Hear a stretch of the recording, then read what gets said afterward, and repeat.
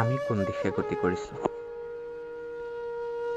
আজি মাতৃপুত্ৰৰ চিন হেৰাইছে, মমতাৰ বেজাৰ আৰু পিতৃৰ কপালৰ ঘাম নেদেখি ধনৰ লালসাত পৰি আৰু বিলাসী জীৱন উপভোগৰ দুৰ্বাৰ হেঁপাহত পুত্ৰই আজি পিতৃ-মাতৃক বৃদ্ধাশ্ৰমত থোৱাৰ ন সপোন ৰচিছে।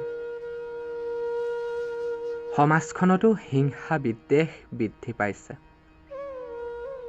কোটিপতি বা নেতা পালিনেতাৰ তলত থাকি সমাজৰ বেয়া মানুহচামে ন সাম্ৰাজ্য প্ৰতিষ্ঠা কৰিছে আৰু ভাল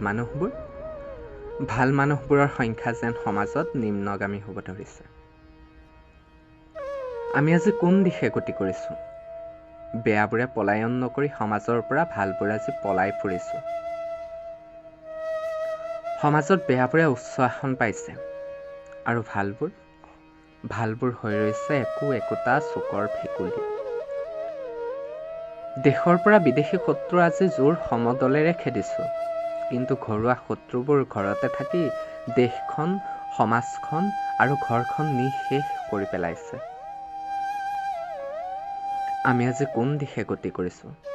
ৰাম হোৱাৰ বিপৰীতে ৰাৱণ হৈছোঁ, কৃষ্ণ হোৱাৰ বিপৰীতে কংস হৈছোঁ আৰু দেশপ্ৰেমিক হোৱাৰ বিপৰীতে হৈছোঁ একোজন সমাজ আৰু দেশৰ উচ্চ আসনত থিতাপি লোৱা মহান দেশদ্ৰোহী।